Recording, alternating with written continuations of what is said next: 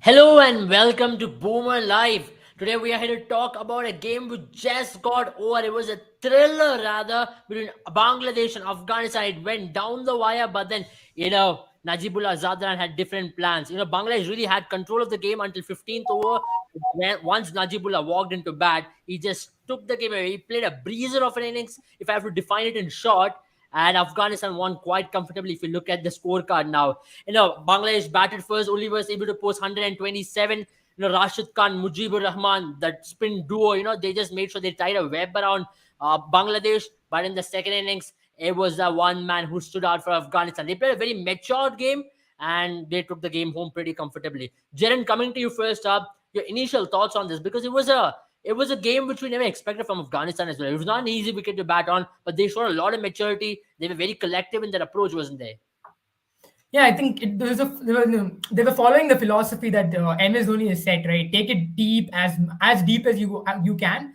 But that is until Najibullah Zadran came and he just stonked the balls out of the ground and finished the game. As you said, the game should have gone actually much more deeper if not for Najibullah Zadran, because it just seemed like as Najibullah Zadran came out to walk, the game shifted to another stadium, because this is not the pitch that we saw other batsmen, because they struggled on that pitch to score boundaries, to get away with it. But Najibullah Zadran just looked absolutely in form. It looked like he'd been batting 100 balls in the net before he had come out there to bat.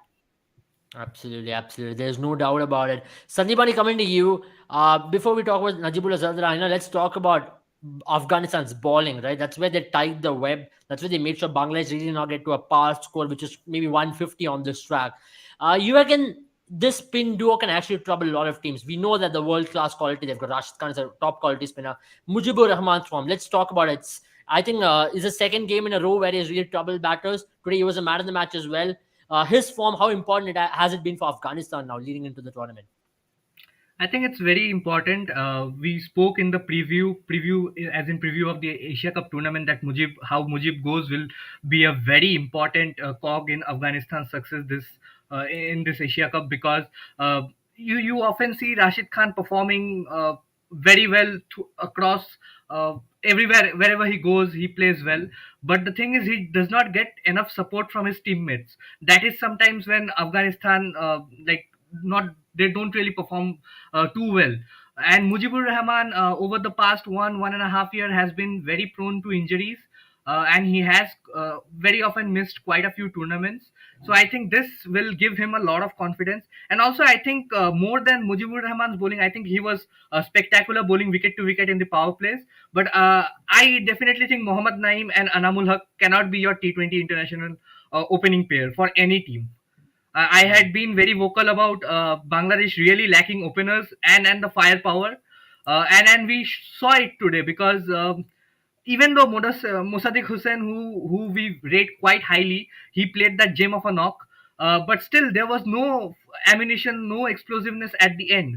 I think Muhammadullah, Shakib Al Hassan, and Mushfiqur Rahim are only three of the players who can sort of make an impact for this Bangladeshi team in the middle order, because they are the more experienced ones. But I feel what they did with the start they had, I think that was good enough to great recovery to reach 127, 128 from the position they had been in. But I really feel they were 15, 20 runs short, and that has to do more with the batting rather than the bowling, because we saw a lot of cross-batted shots, all the dismissals early on in the power play. Anamul Haq got out trying to sweep at a ball. Shakib Al Hassan tried to play that expand sort of a cover drive, a very extravagant looking cover drive. He completely missed the line of the ball. And even Mohammad Naim, I think it built a lot of pressure, those early dot balls, and they just could not recover. Absolutely, absolutely. And it was clearly shown in the way they batted as well. Jaren, now coming to you, let's talk about Afghanistan, the team, right? Before we go on to Bangladesh and actually dissect where they went wrong. Now, 2 games on a trot, it's huge momentum now going into Super Force, considerably one of the most dangerous teams, as we already have in the comments. Can they actually make the Super 4 count now and actually challenge teams like India and Pakistan? We've had this debate before, but then now two in a row. Now that makes them serious contenders. Before this, they had never defeated Sri Lanka. They defeated Sri Lanka for the first time. They already had defeated Bangladesh a couple of times, But then now coming into a tournament like this, a multi-nation tournament, to defeat Bangladesh in a high pressure situation, I think it was a huge victory for them on a pitch which could have actually favored Bangladesh bowlers as well, because the pitch was very slow. It could have actually made sure, which means Shakib came into the game a lot more, Mehdi Hassan came into the game a lot more. But then still, Afghanistan showed a lot of maturity, as we already discussed. Now, can they make this count going into Super 4? Well, before I begin, I mean, a humble brag. I said it yesterday last time when we had a live, and because it's going to be a slower pitch, both the teams are going to come up a notch, and the match is going to be very exciting. That's what we had for a long time until Najibullah Zadran came and just ended it. But you're right. I think this Afghanistan team looks really strong because I mean, if there were any doubts because on their batting, that's what probably we had our doubts on when they came into this tournament. Now they've proven two things. In the first match, what they did is they proved that their fast bowlers are no pushovers. And the Yeah. second match, they've proven that the batting is very good, which saw maturity from these players. It was not like they were an associate. They were just an associated nation a few years back. They've become a full test playing nation just recently. But the way these boys have played on the ground, you've seen them play like they have been playing cricket for a long time. They have a history of cricket, and this is something great to see for any cricket fan because this is a very good sign because I always love it when a team goes from an underdog to a dark horse, and then now what Afghanistan need to do is obviously build on it. They need to make sure that they have systems in place that this does not become just a golden generation, but a generational thing. In the future as well, we see players coming forward. Talking about your question about the Super Force, it's going to be very exciting to see how Afghanistan perform. Obviously, we know for a fact now that Bangladesh and Sri Lanka, either one of them, because this defeat will hurt Bangladesh. And I don't know if it will hurt Bangladesh much as Sri Lanka's defeat will be, but it will definitely hurt them. And but whosoever is that one match, Afghanistan should win. Is that's the only way they can maybe and then hope to win a match against India or Pakistan. That's where the challenge actually lies. But if I was Afghanistan, I would really think that if I can do this well against these two countries, then I should at least give India and Pakistan a run for their money. Absolutely. I mean, that's correct in pointing it out as well. Afghanistan, now building from here on, actually setting a system in place, because what's happening in their country is just unfortunate for a lot of reasons, and it's not easy to set a system up right there and actually breed talent. And right now, what they've got is bunch of world class stars. Right, they've got players who go to different leagues in play, and the very testimony in itself that their players are playing and are superstars in different leagues is a testimony to the kind of talent they possess, the kind of testimony to the team they have, the kind of testimony to the kind of potential they can possibly reach in the future as well. So Afghanistan are no pushovers now. Now you consider Afghanistan to be the favorites for the tournament as well. Because when we discussed about underdogs before the start of the tournament, one of the teams which we all were excited about were Afghanistan, because you wanted them to perform well. Even T20 World Cup, they were kind of a disappointment because they never really showed their potential. They showed in patches, especially in a game against Pakistan. Though they lost the match, they took the game deep, but they never were there. They never were there to actually challenge your team or actually get those wins under the belt. But right now, in an Asia Cup like this, with Rashid in top form, with Mujib in top form, they mean business. Sandeep, coming to you about Afghanistan, Hazratullah Zazai, we've had chatter about him before as well. We were at chat about Najibullah as well. But then their core of the batting line, I'm stepping up. How important a factor has it been? Because they always had the bowling attack to actually ball out any teams. But now the batting attack is stepping up. So has it made any difference in this Asia Cup compared to any other tournament they've been in?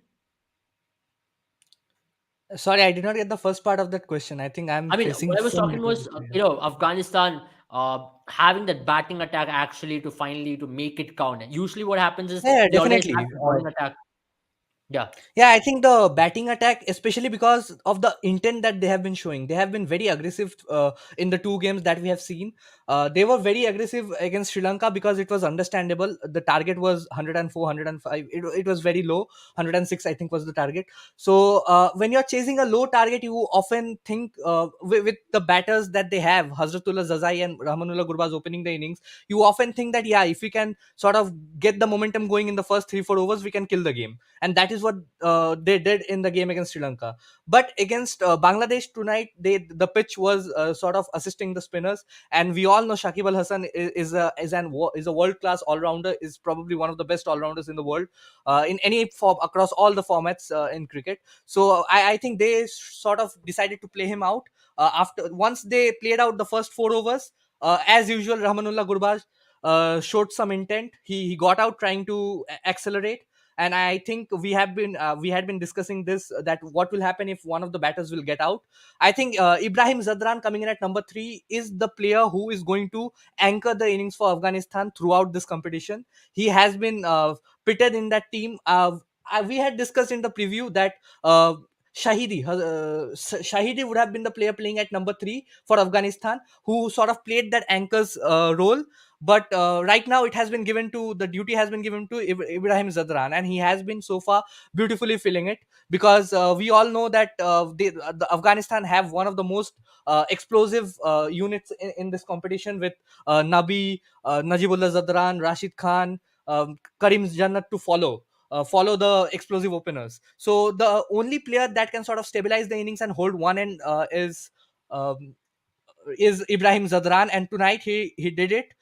He kept them in the he kept them. He did not lose. They did not lose too many wickets early on, so that allowed them to keep the momentum till the first 12, 13 overs. Like, they were in the chase. They did not go out of it. Once the required rate reached over 10, I think with 6 overs remaining, they needed something 63-4 to win. So the required rate was some 10.5. So once the required rate reached over 10, the batters decided to go for it, and Ibrahim Zadran, he decided to have one end, like keep his end, and there were players like Najibullah Zadran who went for it. There will be days when players like Zadran will not come off. Najibullah Zadran will not get that sort of a innings that he got, 43 of 17. But you have to understand that for those days you have batting players like Karim Jannat. Uh, there is also an all-rounder who bowled just the 1 over. He went for 20 runs. Omar Zai, I think. He went for 20 runs in the game against Sri Lanka. Came back beautifully, bowled that last over, considered just 7 runs. You could feel that at the end when Mehdi Hassan struck that boundary in that last over for Bangladesh. They were sort of feeling it that, yeah, 127, 3 more runs, 130, and we can totally defend it. But then again, the last two deliveries were absolutely spectacular, spot on. Two dot deliveries to end the innings. Tilted the sort of the energy and the right mindset in the camp of the Bangladesh heading into in the side of the Afghanistan heading into the break. And I think that plays a very important role. Like we saw in the game against India, Pakistan sort of got that 19 runs in that with that last wicket partnership, thanks to Dahani, and that allowed them to sort of make a game out of it. And I think if Bangladesh would have got another 3-4 runs in the last over, I think things would have been different, because 60-61 runs needed of the last 5-6 overs, it can go either ways, especially when you have been just scoring 70-71 in the first 14 overs. So yeah, I mean, the acceleration came at the right moment, it clicked, and Afghanistan won. But I don't think this was a very convincing victory, and Afghanistan, obviously they will be elated with the fact that they won, but I don't think it was as convincing a victory as they would have liked against Bangladesh. I don't know. The comment section are against me. I don't know what is happening in the comment section. Natasha, I just love sports, right? Just come talking about sports anytime. Um, thank you, Natasha, for that. Thank you for that. But yeah, I don't think I can hold up at 5 a.m. But if it's a good game, you can expect it at 6 a.m., 5 a.m., 24 hours a day. We'll be here to talk about sports. So I'm pretty delighted about that. Now, going ahead, as you mentioned about Afghanistan's batting, now let's talk about Afghanistan, the team, as one person has already mentioned, can they challenge India? Jaren, what do you reckon? Because in Super 4 now they've already qualified into the Super 4, and it's that time, right, where they are really going to be contending for the title. Can they be the title challengers? Can they challenge the big boys? We already had a discussion on that. Now, talking about can they really challenge India, because they've got Rashid Khan, Mujib, and Fazlullah Farooqi. They're a complete package. And India have got struggles against left-arm seamers as well. So now the question is, can they really challenge India? As we have got a question over here. Yeah, I think you started with a great point here. The fact that they have someone like Fazl Farooqi, I think that left hand angle is something that Afghanistan strategy will be based on, because India's really struggled against quality left arm, and that is something that is not a known, that is a known secret, when it comes to destroying Indian batsmen, especially someone like Rohit Sharma. We've seen him struggle before. He could be the key here. The reason I say that is because India struggled historically against players they haven't faced before. India's a kind of team that needs to know a player well, or at least have faced them once before they start dominating them, and that's something that Hmm. Afghanistan has on their side. The fact that they have a few players that India has not played against. Hmm. But when it comes to someone like Rashid Khan and Mujibur Rahman, I think Indian batsmen have some experience here. So Hmm. that is the reason why if India is challenged, it has to be in that power play. If against the quality that Fazal Farooqi brings to the table. On the other hand, you can argue that India has that experience, even if they're rocked early, like Sri Lanka was, for example. India has the experience and the quality to make a comeback. So it won't be easy for Afghanistan, but I really see Afghanistan and Indian match being very close. Yeah, because I mentioned this because last time when they met in Asia Cup, it was a tie, right? And even in that World Cup game, it was a very close game, if not for Yes. Shami's hat trick. So Afghanistan has been one team which has always challenged India, though they never had the results with them, but then they were always on the brink or always on the verge of actually winning against India. So here, that's why I asked that question. Yeah, that's a very good question, and I'll bring in another side to it. I mean, we all know that India and Pakistan will be the two probable teams coming from Group A, and we know for a fact that Pakistan as well has had a few struggles against Afghanistan. In fact, in the previous World Cup, they almost had a historic victory, Afghanistan. But and so these two countries should be wary of what Afghanistan can bring to the table. Because Hmm. if I were an Afghanistani player and I'm playing against India and Pakistan, I have no fear, because if I lose, well, that's what's expected. And if I win, that's a great thing, right? But on the other hand, you might have the Indian team and the Pakistani team facing a little bit more, pressure when it comes to facing Afghanistan, because they know that when they are facing a team like Pakistan, I mean, India is facing Pakistan or Pakistan is facing India, it's going to be 50-50. It's going to be 50-50. Yeah. But they want, or they will really, really want to take those points away from Afghanistan. And that's where Afghanistan have that key. The fact that these two countries have not played a lot of games against Afghanistan makes Afghanistan that much more potent. Absolutely. Now, coming to you, Sandeepani, because I want to ask a carry forward question of that in itself, because now the momentum is such a big factor, right?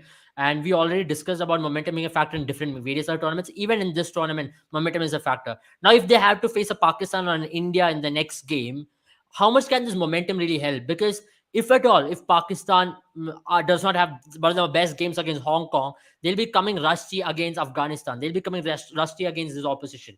Can Afghanistan really capitalize that? And even India did look rusty against Pakistan. It was not the most complete, convincing victory. And if they do not have a very good win against Hong Kong, it'll be behind their mind that they've not had two good wins. They were rusty though you had couple of points in both the games, but coming up against a resurgent or a complete full force Afghanistan, can Afghanistan really capitalize that? That's my question. I think they can definitely capitalize. I think they'll put up a strong fight. But again, for me personally, I think tonight's win against Bangladesh was not very clinical, especially because yeah, they did a very good job with the ball early on. But they sort of let the game slip away in the later half of the innings, and we knew this was going to be a concern. There is Mujibur Rahman, there is Rashid Khan, there is Fazal Farooqi, so that takes out 12 of your overs. But then you also have to get out 4 overs from Navinul Haq and 4 overs from either Nabi, or they have been going with Omar Zai. They also have the option of Karim Jannat. Yeah. So their fourth and fifth bowling option, the 8 overs that the opposition will have, they are definitely going to target it. And Bangladesh did. They could not capitalize completely. They got something around 60-65 runs in those 8 overs. I think those 8 overs are going to be very critical for Afghanistan. They have to manage those 8 overs well.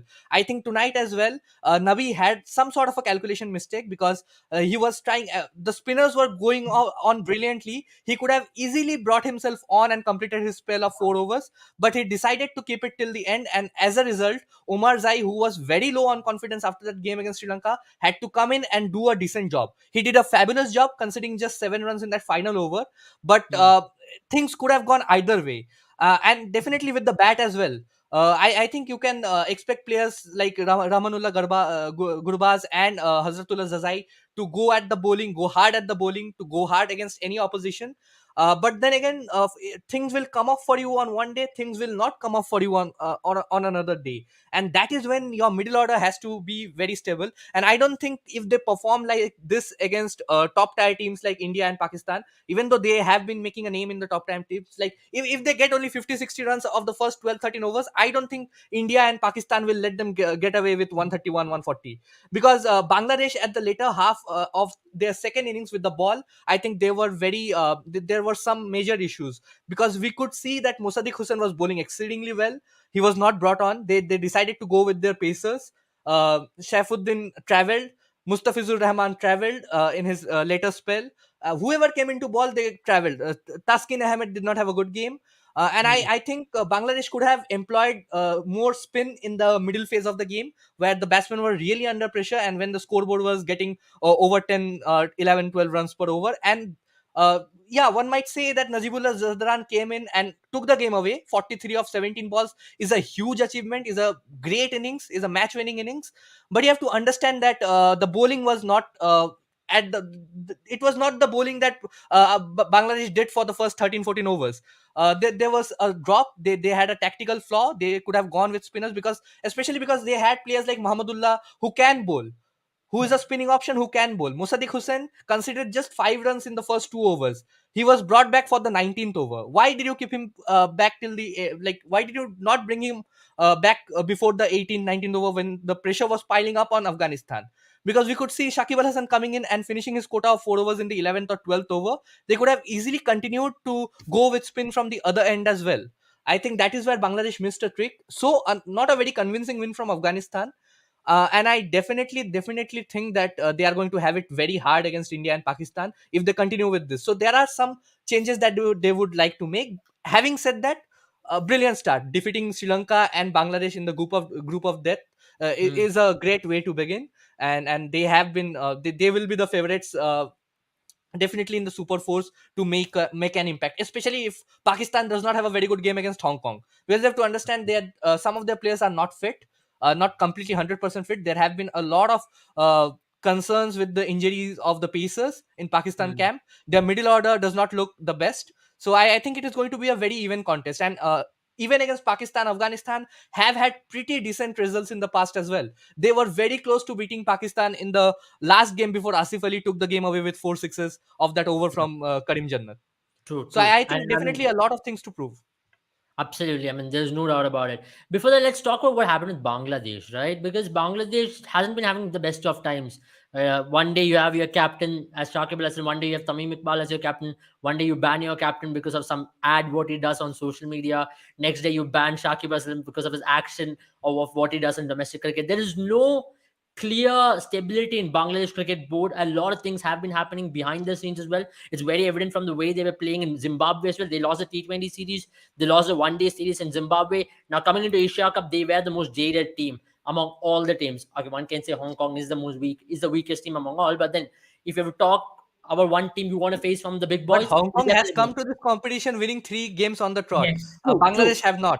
So you True. I can't mean, definitely say statistically that. speaking, yes. Yeah. Statistically speaking, yes. But then one would still say they still had an opportunity to come back pretty well.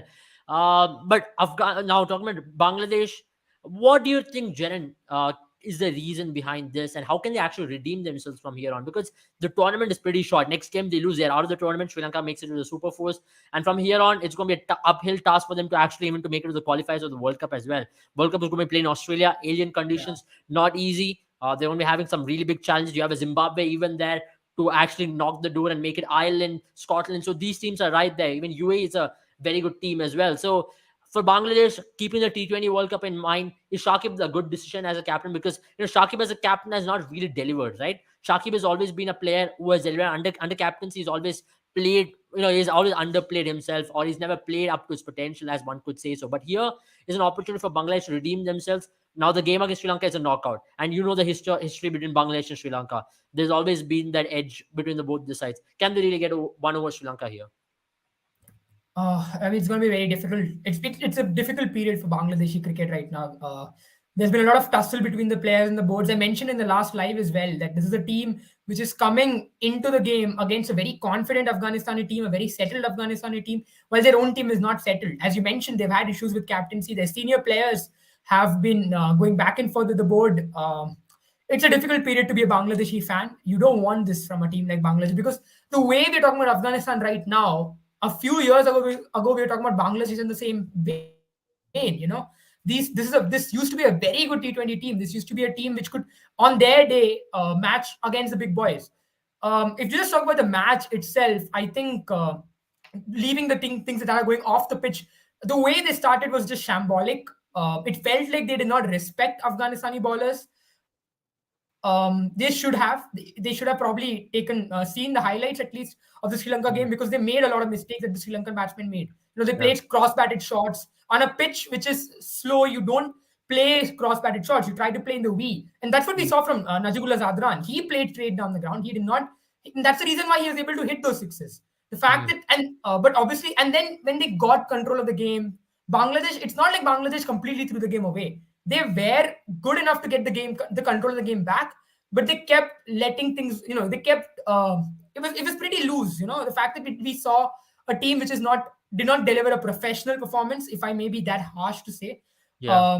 Yes, I mean they did come back thanks to Mossadegh Hossain, but their captaincy. You mentioned a lot of questions about Shakib Al Hasan's captaincy. Someone like for example, someone like Taskin Ahmed only bowled 3 overs, while you had someone like Mustafizur Rahman who went for 30 runs, and you had someone like Saifuddin who went for 27 in his 2 overs. So these are two experienced fast bowlers. You need them to deliver on this day against a team which you would still say, on paper at least, Bangladesh can defeat. I really don't know. There were a lot of questions. I think overall it was a bad performance, and Bangladesh would like to forget it. But to be very honest, if this was a bad day in office for them, they haven't taken a big hit because their net run rate is, I think, 0.7 compared to Yeah. Sri Lanka's, I think, which is 5 or so, if I'm not wrong. Yeah. Negative But 5. yeah, If I'm net not run wrong. rate, right now, net run rate does not really matter because It in doesn't Sri matter. Lanka versus But Bangladesh in is the going to sense, be the knockout. my point being, the net run rate shows the volume of defeat. How bad it Yeah, yeah, is. yeah. And the fact that maybe Bangladesh on their worst possible day, which they hope this is the worst day in Asia Cup, on the worst possible day, I think they did they looked a little loose mentally as well. If they can get that mental fortitude back, put their minds into the game, maybe they have a chance against Sri Lanka. But right now, given how Sri Lanka has actually looked, you might see this is a team which is deflated, which looks Yeah. deflated on the pitch. And they really need to make a comeback against Sri Lanka because it's going to be But I difficult. think Bangladesh really had the game on their grasp after the Yes, first 14 overs. A but team that's the scoring point, right, 70 of the Sandeep? The first fact 14, that yeah. when you have a match in your hands like this, the only way you lose it is through lack of professional, it's a lack of finishing ability, and that's what we saw. We And saw also that they captaincy. I think Shakib got a lot yes, of decisions wrong over there. It was a spinner's pitch. You can't go with Mustafizur correct. Rahman went for only 12 runs in the 12 or 13 runs in the first 2 overs, traveled for 17 in his next one. Hmm, Saifuddin had a decent first over. I think only went correct. for 5 runs. Traveled for Right. 22 in the next over. Totally took the game away. 39 runs of the I last two mean, overs in the last at five. that, when there were 65 runs and 14 overs, that was possibly the place where they could have actually applied pressure. When the bowling Also, team takes yeah, the game deep, it's actually going to backfire at you. That's exactly what happened. They could have actually closed the game there. A couple of wickets over there, Afghanistan would have been really struggling. I know Rashid Khan is a very good batter, but then it's never easy for any batter to come out there and that wicket and get going. And it was just a blinder of a knock from Najibullah to do it. And that's why I feel Bangladesh really got wrong in multiple fronts as well. Now let's talk about their opening pair, right? One thing actually Sandeepani already mentioned about it. Jaren, coming to you on that. Anamul Haq, Mohammad Naeem, very good batters of Test. They've done it really well in the longer format. Now, talking about T20, should they have actually tried Mehdi Hasan Miraj opening the batting because he's a capable batter to open the batting? Or actually, they could have actually sent someone like a Mahamadullah to open the batting as well. A left field choice, an aggressor, a basher to take the game on. In T20 cricket, you need an aggressor. When you have players of similar kind, your team is going to be under yeah. pressure more often than not. Yeah, that's a very good point right there, right? And in fact, you felt like they are the reasons who applied choke starting itself, right? They couldn't get the strike rotated, and most often they're not in a power play situation when you have fielders in the ring. It's not easy to rotate strike, and they felt like they were being choked by the Afghanistani bowlers, and the only option they had was an agricultural slog, and that did not work out in their favor. when you have teams, when you in a T20 match, you need the power play. The power play is a very important phase of the match. The game ends and starts in the power play time. We've seen so many times, and that's what happened to Bangladesh, right? Once the openers messed it up, it was very difficult for the Bangladeshi middle order and the lower order to go against the quality that Afghanistani team had. On this pitch you need to make consistent runs, and that's exactly what they failed at the starting. When the ball is hard, they should have gone for it, but they couldn't, and that's exactly what hurt them. And Afghanistan played really smart. They brought in Mujibur Rahman. They could have gone with the same strategy that worked last time, but they went with Mujibur Rahman, and it paid dividends for them. But you're talking about the openers specifically. I mean, I'm looking over their stats, and they don't have very good strike rates in T20. Anamul Haq, in his 20 matches, I think he's had a strike rate of 112, and Mohammad Naeem has had a strike rate of 103. These are 2000, pre 2000 numbers. These are not good numbers for openers in any format except for Test. And you're right, they should have probably gone with the left field choice. Mohammedullah is an experienced batsman. He knows how to get the runs, and maybe if he had gone up the order, he could have controlled the ante of the innings rather than having to come at a time when he needed to build. And Hmm. maybe that's where they fell. And these are just one of the many bizarre choices that the Bangladeshi camp made.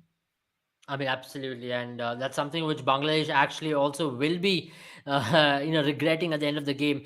Sanjay, coming to you on similar lanes now, talking about Bangladesh, what is next for them? Because Sri Lanka is a big challenge. Can they really pull off their A game against Sri Lanka? Because now openers conundrum is a serious one. Can Shakib actually come in at number three and say that, okay, I'm going to take control of this innings, even with the ball? It's not going to be easy for Shakib Al Hasan. Can you open the bowling there? Because Shakib Al opening the bowling has always been very effective for Bangladesh.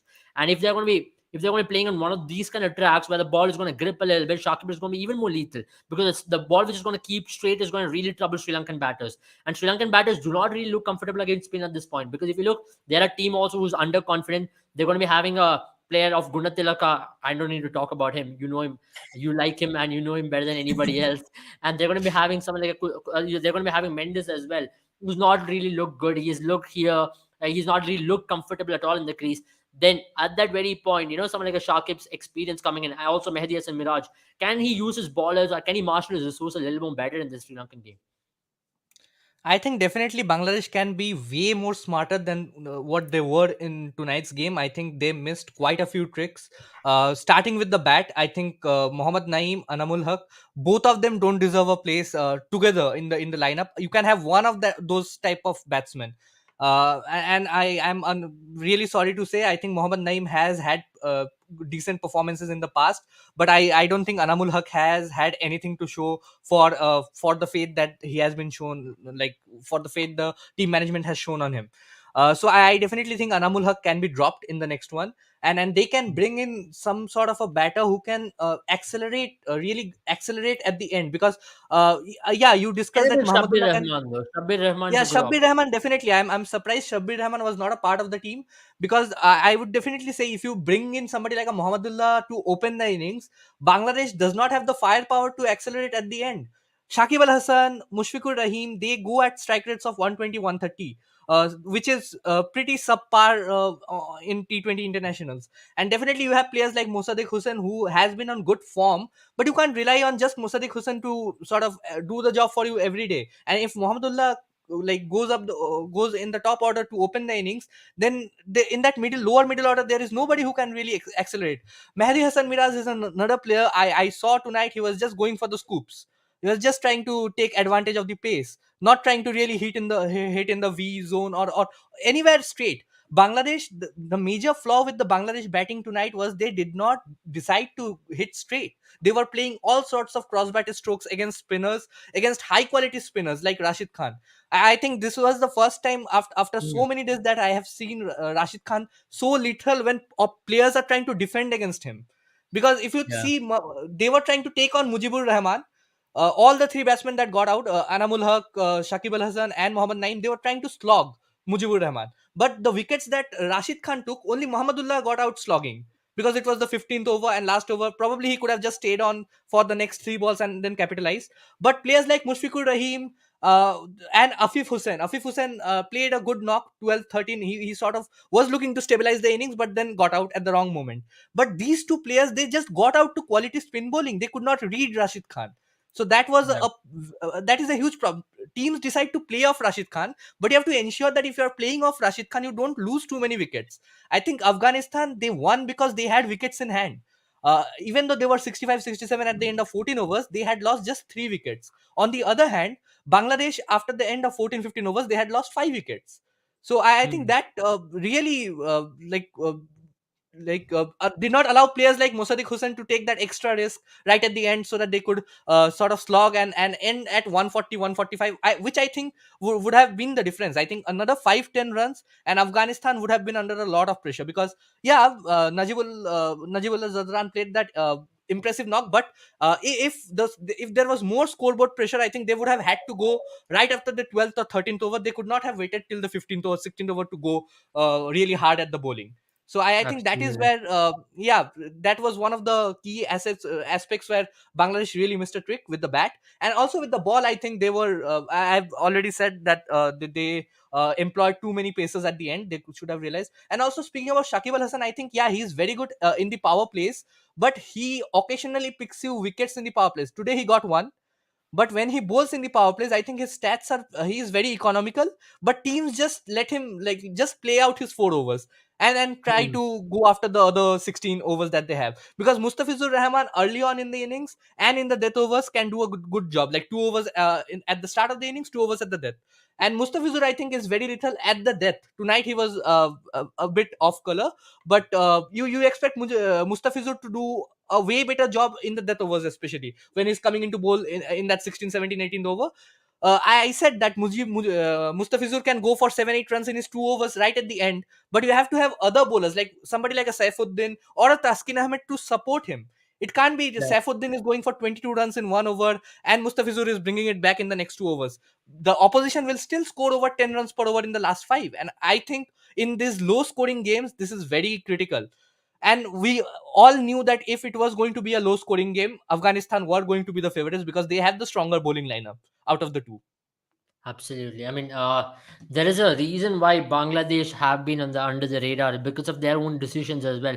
Now, Jaren, if you have to pick one player who can really, change Bangladesh's fortunes, is it their captain or is it someone like a Mustafiz? Considering the conditions, considering the ball really holding up on these kind of wickets, because Mustafiz, if he can get at least 50% of what Mustafiz was in 2016, this team will do a world of good. And him being a left arm seamer, if he can swing the ball a little bit up front and also pick up wickets up front, that'll really traumatize Sri Lankan batters as well, isn't it?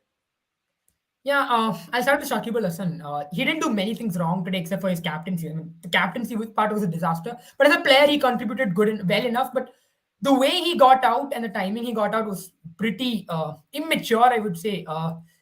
His team had lost 2 wickets. He needed that. He was required to stay. They hoped him and Mushfiqur Rahim would build a partnership. Of course, Mushfiqur Rahim got a very good ball, and you can't blame him. It was a classic leg spinner's dismissal. But Shakib Al Hasan's cross-batted shot at that particular point in time was not needed, but he did redeem himself in the when it comes to second innings. But you need him to step up as a leader of the team. Long has Shakib Al Hasan been accused of having a lot on his mind, which is off the field. He needs to set his record straight off the field. He needs to step up because this Bangladeshi team needs a leader, and that's what probably they require someone like a Shakib Al Hasan to step up and do. And coming to Mushfiqur Rahim, and I'll say this to you and ask this to you guys. I felt on the pitch, which was pretty slow, the Bangladeshi bowlers did not use a lot of slower balls, did they? They tried to, angle the ball right into the slot and, hoping that, they would hit the Yorker length. But we saw yesterday as well, Pakistan was able to do much better when they tried to hit the hard length. Maybe that should have been the ploy. Even Saifuddin and Mushfiqur Rahim, Mhm. who are very good at when it comes to, say, Mustafa Rahman, who comes very good when it comes to slow balls, they did not employ a lot of that. Maybe it was a confidence that maybe they felt pace would intimidate the Afghanistani batsmen. Whatever it was, it did not work. It was just poor planning. You don't On that pitch, pace is exactly what batsmen are looking for. And I think they were not brave enough, and which is very odd for me because these two bowlers have a very good slow ball. Absolutely. I mean, it's a very good I point think that actually. is a For me, very valid point. yeah. Just because in the Afghanistan innings, players like Navinul Haq, Fazal Haq Faruqi, and Omar Zai, even in that last over, they were either going for the Yorkers or they were going for the back of length slower deliveries, and that was paying off. I think Navinul Haq did a very good job considering that he's their fourth bowling option and fifth bowling option, and more often than not, teams are going to target Navinul Haq and not really Fazal Haq Faruqi, but at the death overs, you like really want to target whatever players you can, and I think Fazal Haq Faruqi was also targeted. But the only thing that really worked for Afghanistan was that they were hitting those hard lengths, they were bowling those slower deliveries into the pitch, and Bangladesh were really finding it hard to score. Mosaddeq Hussain, in the last 10-15 balls that he played, he scored that fabulous 48 of 31 balls, but in the last 10-15 deliveries he's played, he hardly got any boundaries in the last 4-5 overs. That was True. only because Navinul Haq, Omar Zai in that last over, and Fazal Haq Faruqi were brilliant in the death overs in executing their plans. I think Bangladesh were trying to bowl those Yorkers, were coming short, and it was just ending up being half I volleys, mean, which they ended up Zadran was just slotting it. they ended up treating the Afghanistani batsmen to a lot of pie chuckers. I mean, it was just I mean, in the it slot. also has to be there, right? I mean, I thought, as I mentioned before, they never expected Najibullah to come and play that kind of an innings. They expected Bangladesh to But take the Afghanistan to take the game deep, but nobody to come and play that kind of a breezer of a knock, because it took everybody by surprise. It took me, you, everybody by surprise because of the kind of impact he created, because of the strike rate at which he batted, and also at the same time the lengths. And I thought someone like a Tuscan Ahmed should have been more, proactive in terms of what he was. He's such an experienced captain. Saifuddin, I can still understand. He's still a newbie into the side. He might not have so much of variation, but then something like a Tuscan Ahmed, he's already so established. I think this is his third Asia Cup, if I'm not wrong, and he's already played in so many multinational tournaments as well. And Bangladesh do consider him to be one of their prime bowlers because he's had such a good year. If you look the year before this, so I expected him to be a little more proactive in terms of his game awareness. But Najibullah, man, I mean, I can't stop praising this lad. Now, talking about Bangladesh, if they go to Dubai, Dubai is going to offer different kind of a pitch, right? Dubai is so much different from Sharjah. Sharjah is more slow and low, but Dubai might seem around as well. Should Bangladesh consider to actually push on someone like Ibadat Hussain right there? I don't think with already they have three pace options. I think if they're going to drop somebody, it has to be in the top of the order. I think the one change that they really need to make is take out Anamul Haq and bring in Shabbir Rahman. You have to have But where will Shabir bat? Will Shabir bat at the top of the order, or will Shabir yeah, bat? I think definitely he can fit in at the top of the order as well. But if you want, you can have somebody, some of your one of the three experienced players that they have. I think Shakib is a good fit at three. Mushfiqur is a very good fit at four, and I also think that Muhammadullah is very good at finishing the innings. Bangladesh would need his experience to finish the innings well. So you can have one of your young players, either be it Afif Hussain, be it Mosaddiq Hussain, or somebody like Shabbir Rahman coming in to open the innings, or Mehdi Hassan Miraj. You can have either of these four to come in, open the innings, go after the bowling, show the intent. Bangladesh were not showing the intent. I think first four overs they did not show intent. They built up the pressure and they never really got going, because whenever they tried to slog, it did not come off for them. They got out, they got dismissed, and there was no momentum in the innings. And Rashid Khan and Mujibur Rahman are world class bowlers. They will obviously, if they can sniff this sort of a weakness in the camp, they are definitely going to capitalize on it. And I think it Absolutely. was brilliant captaincy from Mohammad Nabi. Just that he could have sort of calculated a bit better and sort of employed himself a bit early, so that he could have completed his quota of four overs, and they did not have to rely on somebody like a Omar Zai with that pressure of bowling the last over. I think yeah, it's good when you look at the longer prospectus, that they have a player who is willing to come in and bowl his first over at the 20th over, and do good, and just consist 7 runs and be the match, be a critical factor in winning the game for the team. But you would ideally not like it to happen in crunch situations, especially because of a because of a calculation mistake, basically. So I basically Absolutely. feel that it was a calculation error, while calculating, like he was trying to figure out where to put which bowlers, and he just realized in the 16th 17th overs, yeah, that he had to come up with another bowler for the last over, and he decided to bring in Omar Zai right at the end. I mean, this is something which happened in the Pakistan game as well, right? Where Babar Azam had a kind of a calculation error. It backfired quite bad for him there. It just made him look like he made a big, huge tactical blunder. But then these things do happen with the modern game demands, and also with overrate being a thing. You tend to play But the more difference with spinners. the Pakistan But team was with that Pakistan had just the three pace bowling options. But Afghanistan, they have somebody like a Karim Jannat, Omar Zai, who are pace bowling options, who can fill in the role. They have more no, all rounders, yeah. so as to speak. Yeah, Yeah. in addition to what Sandipani said, Babar Azam was defending a score, and he had he had an Indian team which would have gone on full flow, and you needed to stop. They were struggling against the Pacers compared to the spinners, and it was a different pitch as well. But the fact that he had to attack, he had to get wickets, you can understand why Babar Azam, ended up with Mohammad Nawaz ball in the last over. But in this case scenario, we have someone like a Mohammad Nabi who's very good, who's an intelligent bowler, and him making that mistake, that calculation error could be much, you can't forgive that as compared to something like Babar Azam, because Babar Azam, as you guys said yourself, it was much more strategical. Him, holding back his spinner compared to what Mohammad Nabi did today. Because today's pitch was a spinner's Absolutely. pitch. I mean, true, true. I mean, I can't deny that. One thing is that these kind of tactical blunders also do happen to captains and in such big tournaments, and you have to give it to them. But then now, final thoughts on Afghanistan before we go to India versus Hong Kong. For Afghanistan, if I have to, if at all, Rahmanullah Gurbas and Azratul Azazai all comes off, it looks very good. But Rashid Khan still hasn't had that game very run through an opposition. So are we expecting a Rashid special in the Super Fours? Because Super Fours, it's going to be a different ground for. I think they're going to be playing in Dubai, back in Dubai again, and they're going to play against Pakistan and India. Can we expect Rashid Khan to really come into the fort, both with the bat and the ball? Jaren, coming to you first up, then to Sandipani.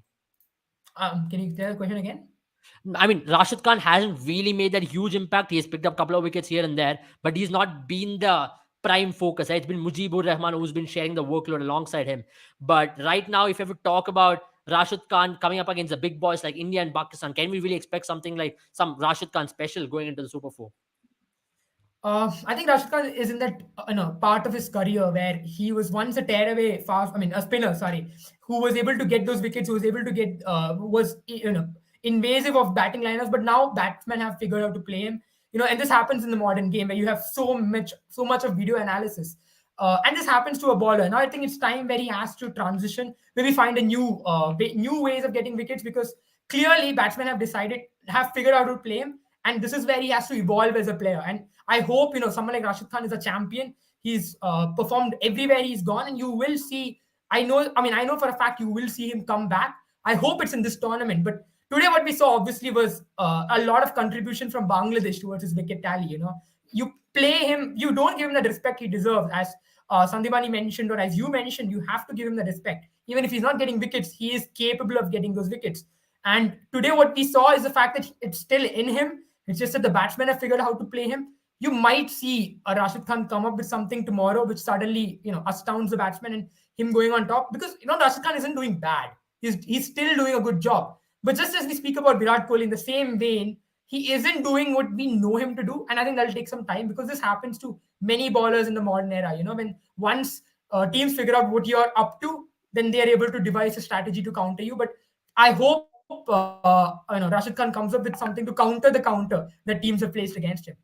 Absolutely, absolutely. And there's no doubt that, it's time for Rashid Khan to But I also step think up. he did a very good job, because Bangladesh team were finding it very difficult to read him tonight, because Musfiqur Rahman is a very experienced player. He could not read the wrong one from Rashid, and even Afif Hussain was completely beaten by the spin. It was a classic orthodox leg spinner that got him. So two LBWs, and Rashid Khan would take it any day, because uh, in the last few years we have seen, like Jaren mentioned, that he has not been very effective. Not last few years, in the last 1 year or so, he has not been very effective as a wicket taker. He has been very economical, because teams have decided to play him out. Bangladesh were trying to play him out. They got beaten, they got out. So Rashid Khan will be very happy if he continues to perform like this against Pakistan and India. I think he's going to uh, make a lot of headlines. But Yeah. but definitely India and Pakistan are better players of spin, as compared to some teams like Bangladesh or Sri Lanka. So I think India and Pakistan, they'll definitely be able to tackle Rashid Khan. They are going to say, I think the approach they are going to take is just play out 4 overs of Rashid Khan, play out 2 overs early on from Fazalak Faruqi, and then you are safe. I think Mujibur Rahman is pretty much wicket to wicket.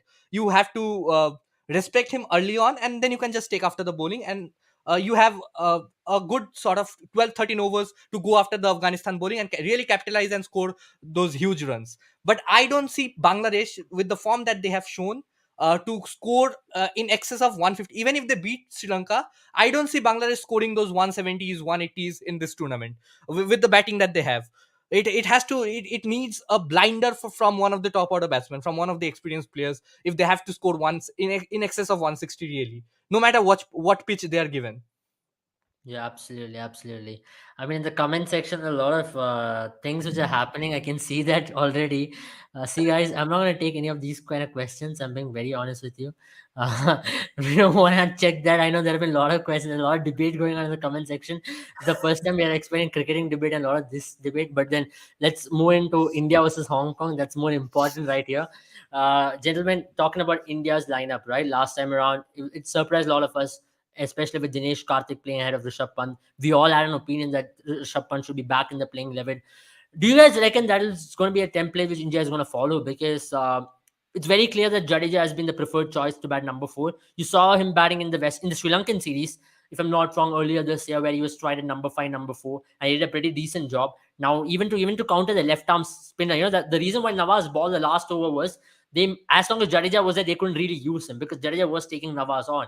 And I know you need at least 2 left-handers in the top 7, and I'm also of that opinion that there should be 2 left-handers in the top 7. What if Jadeja doesn't get going? You might have a day. You need a Rishabh Pant as well. I coming to you, Jaren, first up. Rishabh Pant still in for Dinesh Karthik, or Dinesh Karthik just being a finisher, he fits into your team?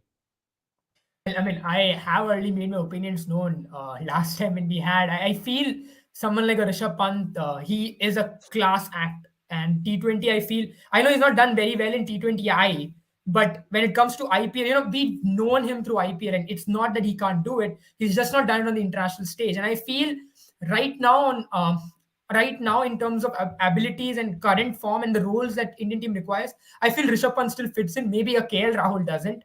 I love KL Rahul personally, but I just feel in my team at least he won't fit. But in going by the template that Indian team has followed, I think the role that is given to Dinesh Karthik right now is to finish the game. And I think Jadeja and Hardik Pandya might go on and off depending on who's bowling. So if there's a leg spinner bowling or a left arm spinner bowling, you might see Jadeja come forward. I think that's what they tried. India tried last time as well. They brought in someone like Jadeja to counter that. When it comes to Hardik Pandya, I think when an off spinner is bowling or a left arm spinner, we don't have many left arm leg spin, which we don't have many often in the international stage. If they are coming on, maybe you'll see Hardik Pandya come in. So in that terms, I feel Dinesh Karthik is a perfect fit because Dinesh Karthik will only end up playing the last 5 overs or so, like what RCB does with him, right? Whatever happens, you might only see him come then.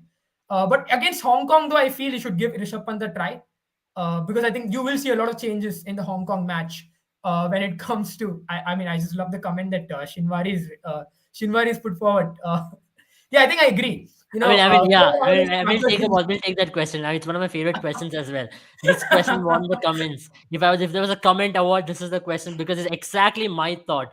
I've been going and talking to people again. It's like there's one player who's at the age of 30 and you call him a youngster, was not yet delivered in the big stage, an exceptional talent. But when it comes to the big stage, either he gets injured, either he doesn't turn up. He's a Neymar for me of international cricket, Yeah, and he's got the absolute. I swagger mean, as well. brilliant call there. Brilliant call. But yeah, I mean, Absolutely. so my point being that, right, Rishabh Pant is a big match player. Do say whatever, he is a big match player. KL Rahul, I really don't know. I think he's a Hong Kong kind of player. We've talked about it before as well.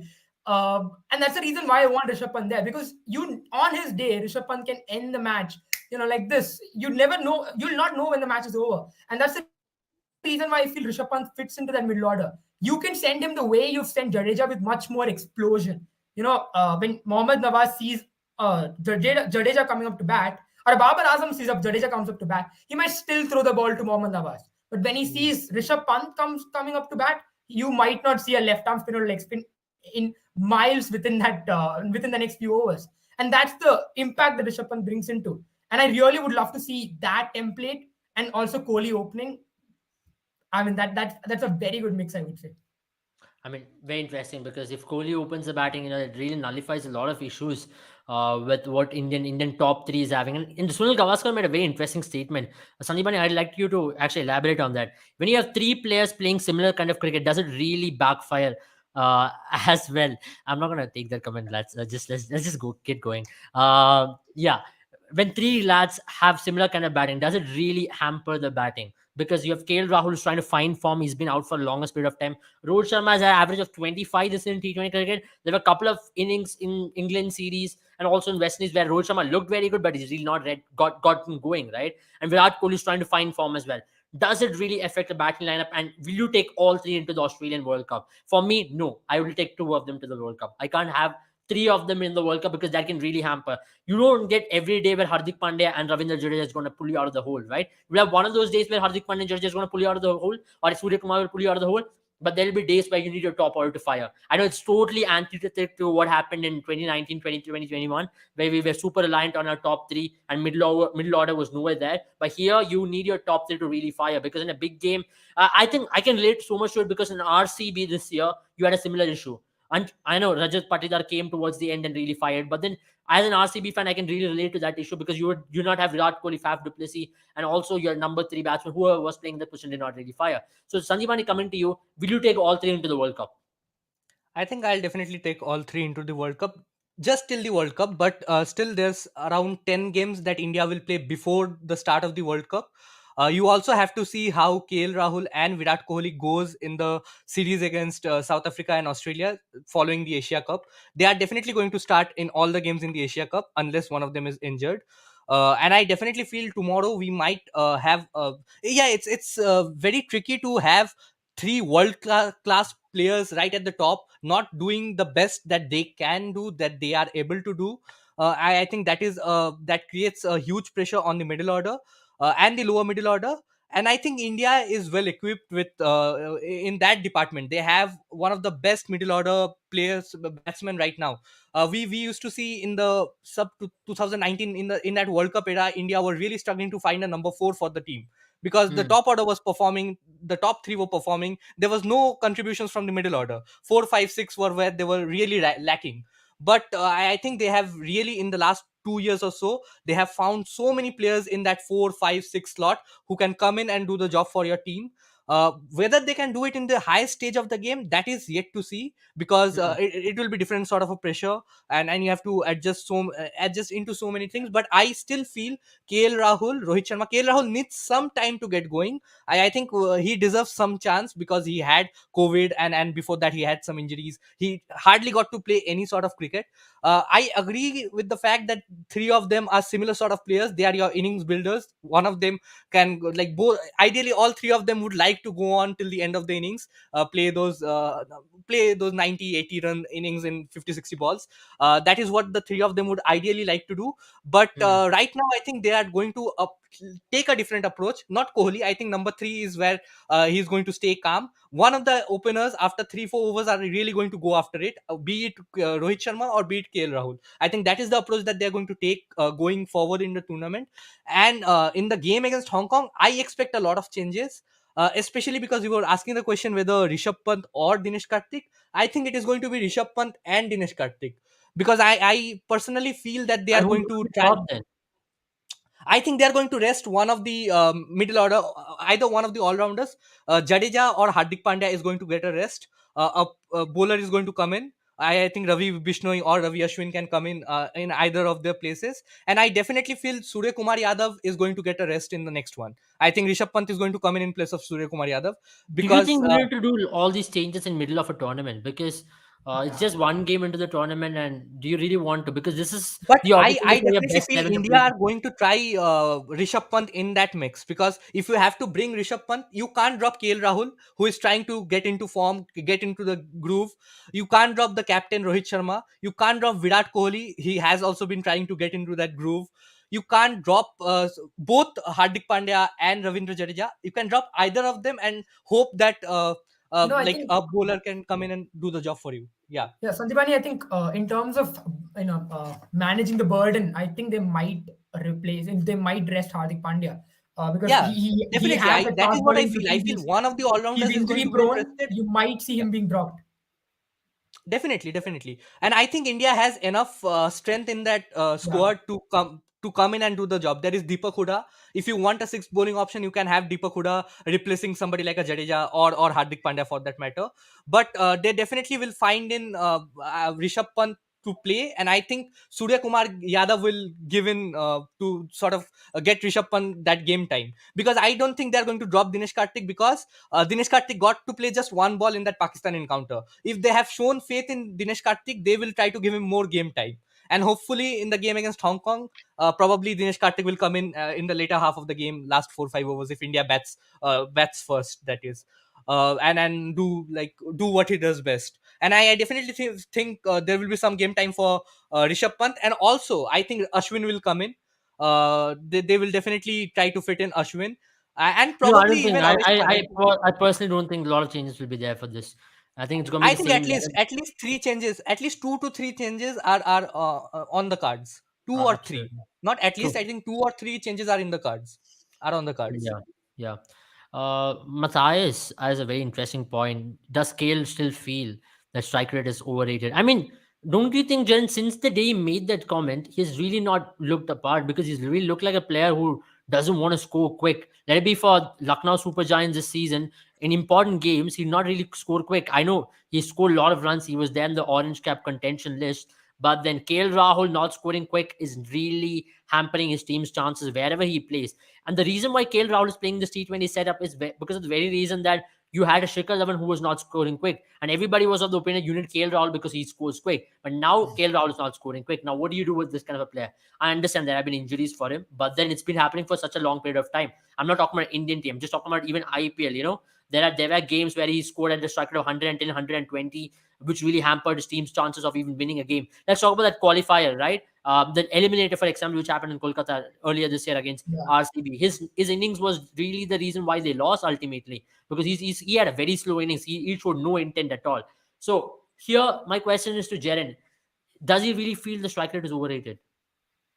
Uh, if you ask me about strike rate is overrated, no, not at all. You would always want someone who scores at a strike rate of 200, even if his average is only 30. Right? Yeah, That's what you look at. You don't look at averages anymore. Cricket has gone beyond that. The only format where average matters is Test. I mean, And yeah, that's just simply put. It's the Especially yeah. only because with format so where much batting depth right even now that all the teams have. For me, I would yeah, say even Take a Test, right? batter. Even I'll take Test, a we are batter who questioning. averages 23 and who has a strike rate of 150. Yeah, 150, that's 160, exactly the batsman 23. you That's need. all what I. That's Yeah, exactly the batsman you need. That's the reason why we still speak about Rishabh Pant, right? I'm not yeah. saying his bad average, but if you look at T20I, you know his a strike rate can go much more. You know Rishabh Pant is prone to getting out, but you know he's Hmm. gonna. If by the time he gets out, the damage is done, and that's the kind of players you need. So KL Rahul True. saying strike rate is overrated. This is probably a comment from the 1990s. It's not a comment of the modern T20 era, and I feel it's the kind of role that he's had to play. And Lucknow Super Giants, he can afford to play that kind of strike rate because you have someone like Quinton de Kock on the other side. But in this Indian team, you have Virat Kohli, Rohit Sharma, who are the kind of players who will build up, right? Who will have that 130 strike rate at the starting of the innings before they're set, before they're going well. And you need someone like KL Rahul to come and fire. So that is the reason why I feel someone like a Kohli and Rohit Sharma should go up, because KL is just not looking to score. He's looking to stand. He's looking to play it out. And that's not a strategy you can't do it in modern cricket anymore. We question Cheteshwar Pujara for his slow strike rate in a red ball match. So you can't expect KL Rahul to bat at the strike rate at all. Absolutely, absolutely. I mean, there is no doubt about strike rate being such an important factor. And thank you for that, Saloni. It was such a sweet comment. We try to bring you the best work possible. We believe in quality rather than bringing random stuff. I always believe content is the king, and whatever would we do, we want to talk about logical stuff about sports. Coming to you, Sanjay, you spoke about KL Rahul, and you also spoke about bringing three changes. As you spoke about Ravichandran Ashwin being on the sidelines, and also considering the pitch, let's consider this Dubai wicket is not going to offer anything really much for the spinners. It's still going to nip around pretty much if it's a fresh wicket. So why don't we try someone like a Deepak Chahar to be drafted into the squad? I know it's late, but you still can have a option to draft someone like a Deepak Chahar into the squad, give him a game time, because if you are seeing him as a part of the T20 World Cup preparation, there's nothing like this. Draft him into the squad and try him in the 11, right? No, I don't think Deepak Chahar really fits into the squad right now, given that Bhuvneshwar Kumar is performing so well. So similar sort of bowlers will not do too much good to India's fortunes right now, because you have Arshdeep Singh at the other end. If India did not have a good opening bowler, I would have understood. But right now, India has Arshdeep Singh who can bowl 2 overs up top. There is Hardik Pandya in good form who can bowl 1 over in the power play. Uh, Avesh Khan has not looked the part in any of the games. And why I feel Ashwin should really be slotted into the 11 is because India have two good pacers. There is Bhuvneshwar Kumar, world class pacers. One is Bhuvneshwar Kumar, the other is Arshdeep Singh. They also have the luxury of going to Hardik Pandya whenever they need. Not I'm not talking like I'm not saying this for the next game, because I think in the game against Hong Kong, if Hardik Pandya is rested, Avesh Khan is definitely going to get another game, and he'll get some more game time. But looking at the future, looking at the super force, I definitely think with Hardik Pandya, Bhuvneshwar Kumar, and Arshdeep Singh, you have three quality seamers, because Hardik Pandya has been in terrific form with the ball as well. He has been good. He has been bowling at sub 140s, which is great pace, and he has been bowling those bouncers. He has been using his back really well. And definitely, I feel three pacers are good enough for this team, because you can have Hardik Pandya on a good day bowl 4 overs. But when you are playing in Sharjah, for example, if you are playing in Sharjah, you have just the two spinning options, because if you are going with Jadeja and Chahal, then if one of if Jadeja for an example does not have a good day, if he just manages to bowl 1 or 2 overs and one of your pacers is struggling, then what do? That time I think if like in the game against Pakistan, they used Avesh Khan for just 2 overs, and Avesh Khan was not used at all in the death overs, which clearly shows that they do not need him, because Avesh Khan, in even in the IPL, he was at his peak form when he came into bowl in the, like, he bowled 1 over in the later stages of the power play, and he used to bowl 2 overs, at least 2 overs at the death. So I think if you're not using him at the death, I don't think Avesh Khan really fits into this team going into the Hmm. super fours. But That then, is when I think the experience of Ravi Ashwin comes in. He can but at bowl the two, same three. time, you don't want to play three spinners, right? You want to go in with that comfort, comfort of having the And third piece and Avesh Khan. Avesh Khan's record in UAE is pretty good. Let's not forget that. Whatever season, whatever But good he'll record what he definitely has have got to in come IPL. come to some sort of And form, I mean, because I'll add to what Abel said. We are also looking at the extension of the World Cup that is coming forward, right? Asia Cup, obviously, we want to win, but we're also looking at the Yeah, World Cup. And yeah, somewhere like in Australia, I think Avish Khan is much more effective.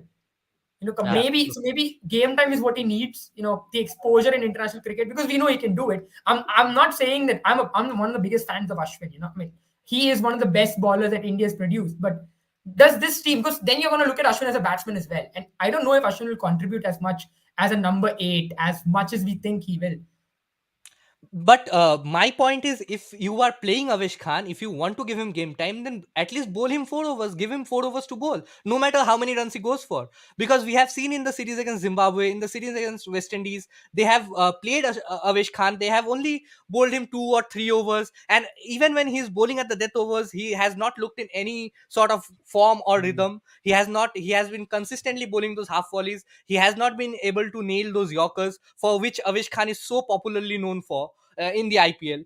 And I Yeah. think even sort of the variations in pace, he has not been able to sort of employ it well. He has not been able to use his changes of pace well, because we saw in the game against Pakistan, he came at a stage where India was sort of building that pressure with amount, like building the pressure with a number of dot balls. We saw Hardik Pandya bowled really well. Bhuvneshwar Kumar was doing a very good job. Arshdeep Singh was fabulous. And then Avesh Khan came in, and Rizwan, who had been really struggling, got going. You can't afford your third pacer to be in that sort of a form playing a major tournament. I understand he needs game time.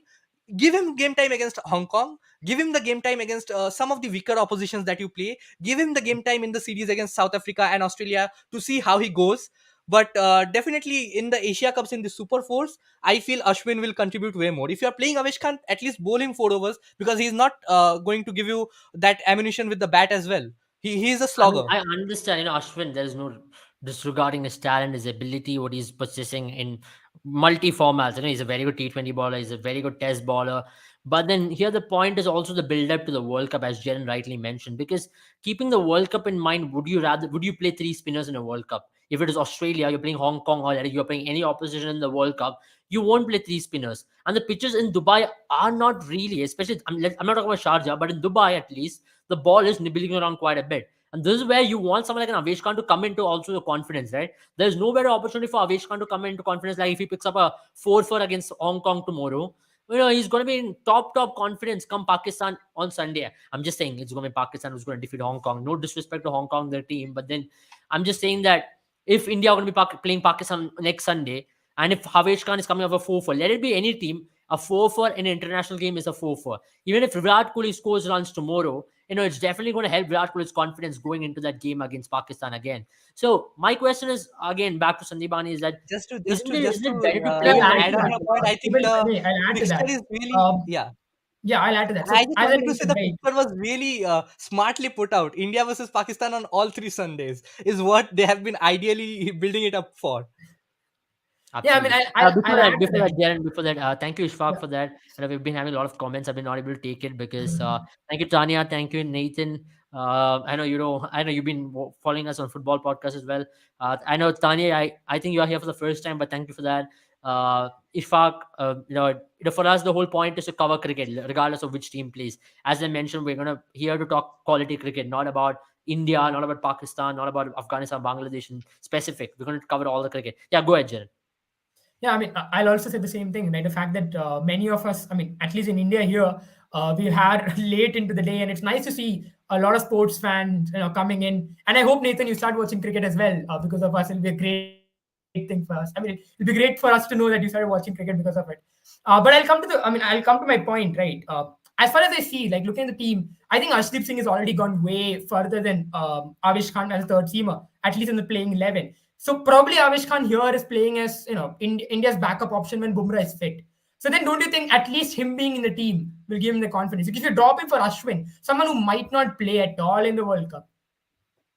Mm, you want to take that question, Sandeep? I'll I take think that that is after a that. very tricky question. I don't think Ashwin will really be favored for this World Cup. But if I would have if I would have had any impact on the team selection or management, I would have definitely backed Ashwin because he has been showing performances in the T20 Sandeep, I'll internationals ask as you a well. question here.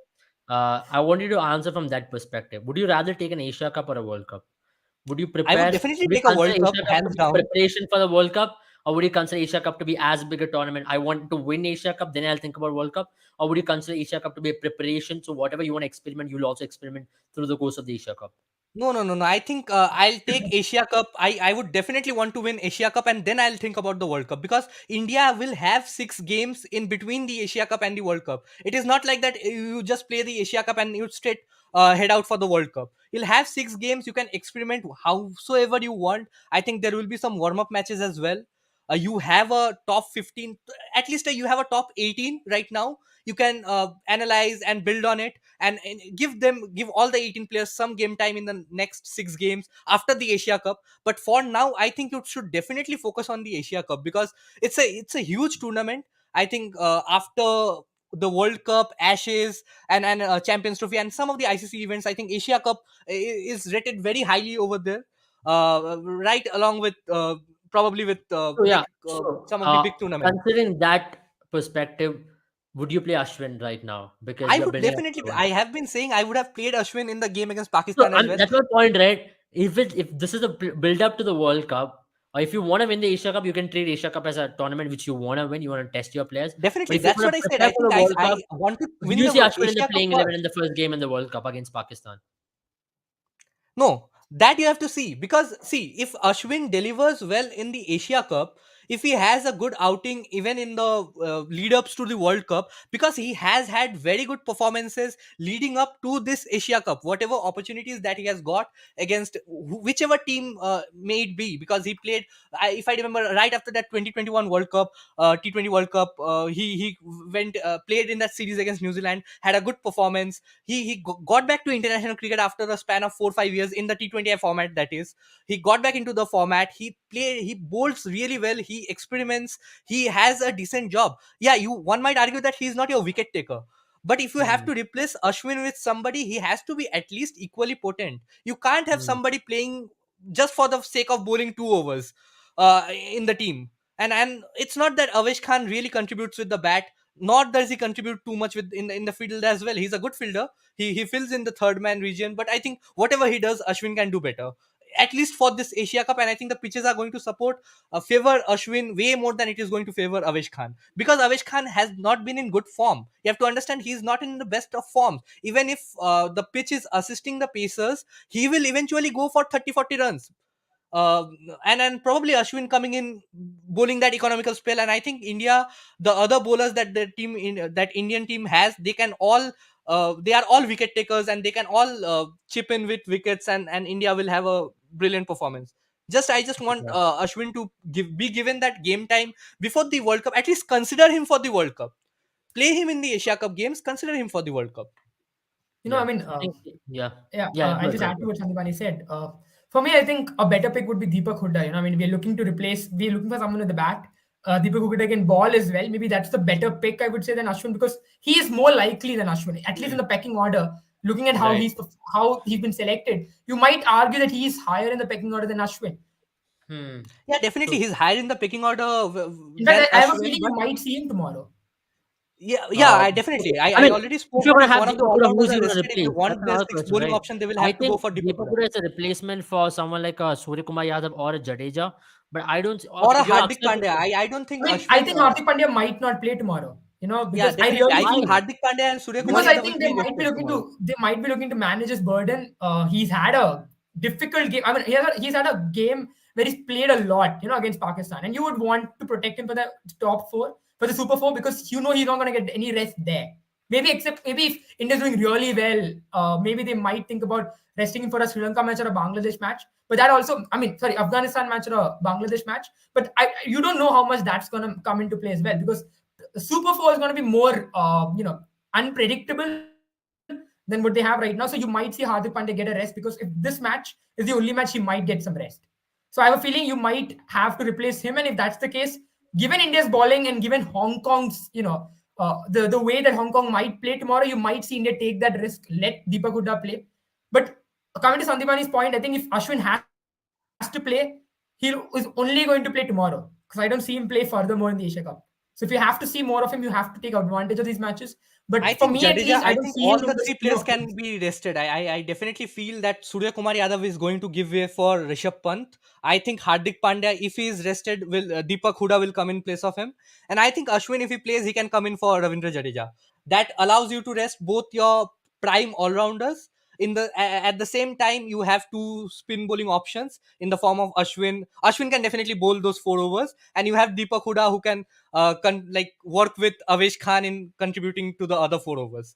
So I definitely feel these three changes are bound to happen, and you definitely have to have some game time for Rishabh Pant, because he has looked very good in the nets. If what I hear from the news is correct, I think in the nets he has been performing really well, and I definitely think Rishabh Pant is going to get the go. And definitely I also feel that Dinesh Karthik is going to get some game time, because if you are going to drop Dinesh Karthik tomorrow, it really does not make any sense to play him against Pakistan in the first game. Absolutely, absolutely. You have a point right there, because Dinesh Karthik, what first thing which Rohit Sharma told about team is that I have a news which is we have preferred Dinesh Karthik over Rishabh Pant. So that's a statement rather than saying Rishabh Pant has a niggle and these are the players missing out. So that statement in itself says that Dinesh Karthik is your preferred option. From whatever report I've been able to get, is that Dinesh Karthik has been the player who has been timing the ball so well on in the nets compared to any other player in the team. And you know what he is. He had a terrific IPL. You want such a player as well. We had enough of discussion of Dinesh Karthik through the course of the IPL as well. I'll take some questions right now. Thank you, Natasha, for that. It's very sweet. And thank you, Saloni, also for that. Uh, and thank you, Michelle. I know you've been joining and relating from Brisbane. So thank you for that. And yeah, Aisha, I mean, we'll be talking about Pakistan extensively before the next game. We have an interesting question over here regarding Virat Kohli, right? Should I take that up? I'll take that up first up and give it to you guys. Um, how do you guys rate Virat Kohli's 35? Because 35 of 34 might look like a knock, which is pretty slow, but it is still time spent on the crease. For Virat Kohli coming after 30 days without touching the bat, scoring 35, I know, considering the occasion, considering the bowling attack, considering the spell which Naseem Shah was bowling, he'll rather take that up. And I know it, still it is just 35. It's not gone to convert into a 55 or a 65, but still it's time spent on the crease. That's why I feel for someone like Virat Kohli, KL Rahul, and Rohit Sharma, tomorrow's game is going to be so vital for them to get back into form. I hope India bats first rather than chase it.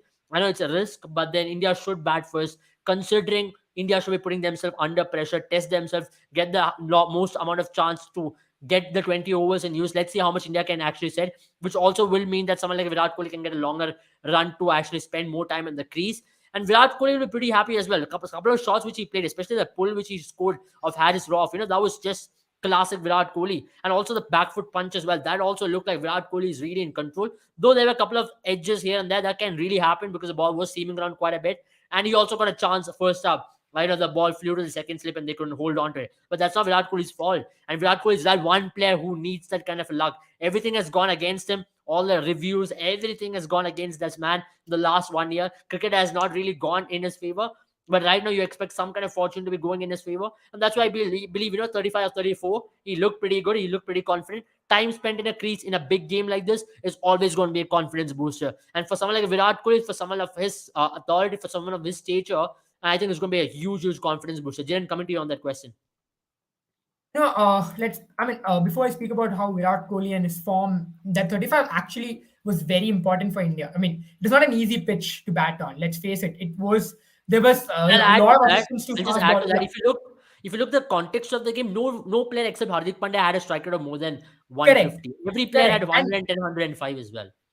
Yeah, exactly my point. And the fact that Virat Kohli stayed there for and he played, he stitched that partnership with Rohit Sharma, however brief it was. It gave India that platform from where India launched. Right. Obviously, things did not go well for them in the middle overs. We could have probably done better, but Pakistani bowlers were on point. And against that kind of an attack, against that on that pitch, Virat Kohli's 35 was excellent. And we might obviously say that Virat Kohli didn't take the game by the scruff of the neck. But sometimes, as a batsman who's finding form, this kind of innings is exactly what you need. We've seen this kind of innings, but that pull, as you mentioned, the pull that he did, or the back foot punch for the 2 runs that I mentioned in the last game. These are good signs for for a cricket fan, for a Virat Kohli fan.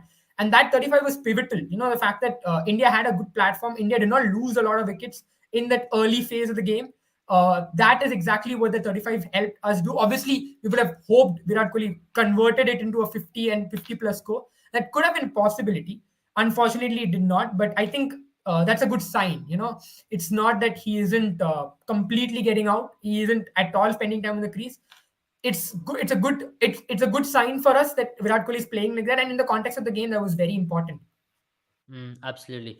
Sanibani, your thoughts on that as well, because I know it's a topic. I think Virat Kohli, the 35 that Virat Kohli scored, KL Rahul would have taken it with both hands. If at the start of the game you would have asked KL Rahul that would you take a 34 ball 35 in a chase of 148 opening innings for India? If I may, considering the fact that he thinks strike rate is overrated, I think that was an excellent innings. At least according to KL. And I think he would have grabbed it with both hands. And I think especially losing KL Rahul really early with that Pakistan onslaught, Pakistan bowling onslaught, all the pieces were coming in really hard at the players, and Rohit Sharma was not getting going. Like Rohit Sharma was really struggling to get going on the other end. So Virat Kohli, that even run a ball knock was delightful, and I think that sort of allowed India to not build too much pressure. Because if we would have seen Virat Kohli getting out early, trying to accelerate the scores, losing 2 wickets early with Rohit Sharma not getting not going really hard at the bowling from the other end, really struggling at the other end, I think India Yeah. would have been in all sorts of disarray. So I think that 34 ball 35 really set up the platform. I really agree with what both of you really said, because that set up the platform for players like Hardik Pandya, Ravindra Jadeja to come in and capitalize on that sort of start. Because otherwise, India 2 down for 14 at the end of 3 overs would not have looked good. It looked good that when he got out, India were 53 for 3 at the end of 9 overs. So it was still they were at some place. They were at a place from where they could really take off and go for that kill. And they did not lose too many wickets. I would also give Rohit Sharma a lot of credit, because that early on onslaught from Pakistan was really good. And I think we have seen teams like even today you saw teams like Afghanistan. If you're not experienced enough, what they did, Bangladesh applied that sort of a pressure, they really crumbled. Like they were at 65 at the end of 14 overs. Why did it happen? Because they did not get going, and then they lost wickets when they were trying to go. But Virat Kohli maintained that pace along with Rohit Sharma. I think that partnership was really important, helped by Pakistan's little bit of wide bowling. They were really not finding it easy to sort of bowl in the right channel. There were lots of extras considered in that India Pakistan game, and I think too many for the likings of Pakistan. I mean, yeah, those Especially at the extras later did end of come the to game. haunt them as well. The number of whites they bowled, Yeah. I think they bowled 6 or 7 whites. And if you look in the context of the game, those 6 and 7 whites would have made a lot of difference. Tammy has a good point. I mean, in Australia, I know the kind of impact Virat Kohli has. He carries himself in that stature. Shaurya's question has been a very interesting one. I mean, there's something which everybody has got in their mind, and it's a very good question. Should teams follow template or play according to situation? Talking about India here. Jen, what do you think about that? Because often we have seen this huge exaggeration about the template. A team should play in a certain template in T20 format, English style of playing, West Indies style of playing. Like, for example, last match, India did not follow any template. India just played according to the situation, took the game deep, and finished it off. So, is it the template or is it the situation? What is more needed in cricket, or especially in T20 cricket at least? Well, looking at sport itself, you cannot have a template at all. That makes you predictable. But obviously, there should be a default setting. That's what I believe in. If you really follow a template at all times, you look at what is happening to England right now. They're struggling because they are not able to adjust when it comes to like losing a few quick wickets early. They're not able to adjust. They're looking at all. They're looking at the wits end when it comes to the white ball team. Especially, I mean, look at the innings against South Africa. We saw that. But following a template all the time is not a very good idea. But that just should be a default setting. And I like the way India is thinking. If things go well for them, if they think they can follow a certain template, they should go ahead with it. That should be the default setting because that works. That's how T20 cricket is played, right? If everything is going well, or if it's a normal, good belter of a batting pitch.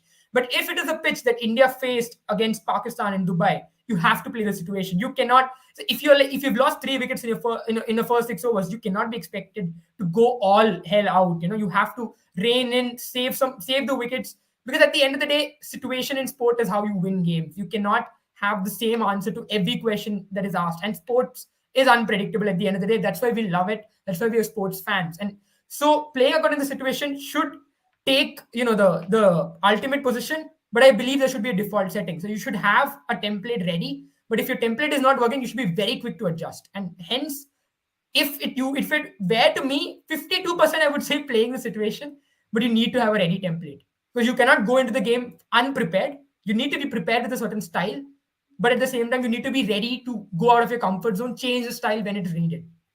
I mean, that's a very good point because, in this day and age, template has become so overrated as well for some Correct. reason. But everybody's talking about template. Ultimately, you want to win games, right? England right now have really lost their plot because they want to play in a certain template. At the same time, they're now finding the middle ground as well. Even I'll talk about Punjab Kings in this IPL. When Yeah, they that's a started great off so example. beautifully, somewhere, they had a couple of bad matches and they wanted to find a middle ground and they lost it. You need to have a philosophy, but at the same time, you need to be flexible to adjust to situations. Because on a wicket like that, as Jaren rightly mentioned, if India would have gone bang, bang, bang, India would have been like 6 down for 50 and it would have looked really shambolic for the liking. Sanjay, coming to you on that. First, for someone like Virat Kohli, you always have mentioned that Virat Kohli should play like himself. KL Rahul should play like himself. But if team demands Virat Kohli to go out there and play a certain brand of cricket, if for example Rahul and Rohit Sharma says, Virat, we want you to play in this manner. We want you to up the strike rate. So what does a player like Virat Kohli do there? I think it all has to do with the form that you are in. You can right now that the form that Hardik Pandya is in, Rahul Dravid can go to him and say that we want you to play slowly, we want you to open the innings. Whatever you ask of him, he'll deliver because he's in that sort of form.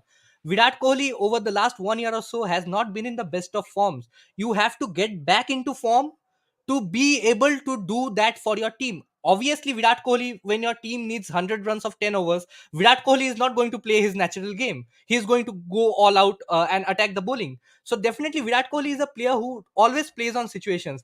KL Rahul is a player who always plays on situations. I know there has been a lot of comments regarding KL Rahul being a bit of a selfish player when it comes to IPL. looking at his own sort of records and stuff, and not really being there for the team.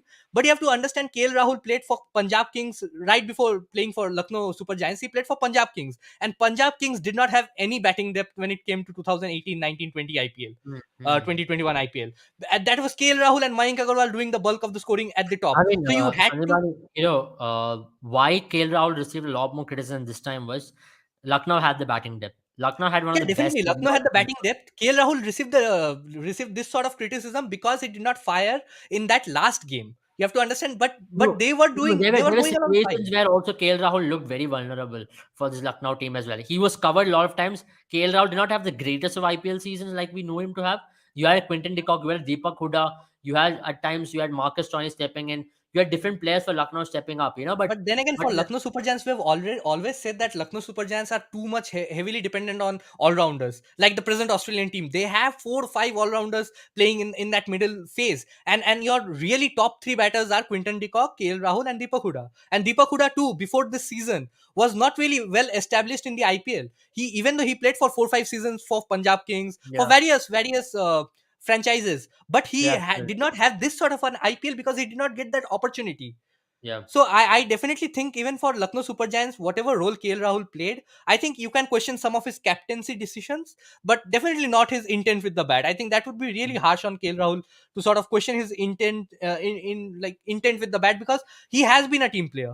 It did not yeah. come up for him I mean, that we're not on that questioning day. the talent he's Yeah. got. We're not questioning the kind of player he is Yeah, because we when all you talk want him about to be. him playing a certain brand of cricket, when you think about KL Rahul, like Rahul Dravid coming up to KL Rahul and Virat Kohli and asking them to sort of accelerate a bit, I think they are definitely they are experienced players. They have been playing T20 internationals and winning India games for in T20 internationals for a long time now. And KL Rahul, if you remember, he gained this prominence in T20I format because of his aggressive batting. Otherwise, Dhawan is a more solid player than KL Rahul when it comes to sort of score being out there in for the team. Dhawan Yeah, has been way too consistent in the IPL as well. KL Rahul has been very consistent in the IPL in the last 4 or 5 seasons, but Dhawan has been doing it for the last 8 9 seasons, and he has that typical 30-35 run average sort of a season with a low strike rate. But India have gone for KL Rahul ahead of Shikhar Dhawan because they believe that KL Rahul is that X factor player who, when you ask him, can score at 160, 170. We have not seen that sort of a performance for KL Rahul from KL Rahul in the last 2 years, which is a concern.